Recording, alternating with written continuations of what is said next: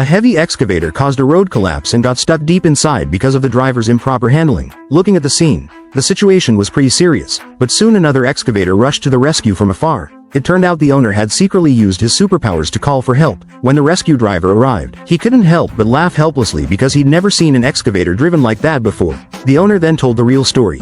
He was driving just fine until an AE-86 suddenly sped up from behind and cut him off. He oversteered a bit too hard, and things ended up like this, although the machine was stuck. Luckily the owner wasn't hurt. After checking the site, the rescue driver quickly came up with a plan. Dig out the side where the stuck excavator was tilted so it could stand level on the road.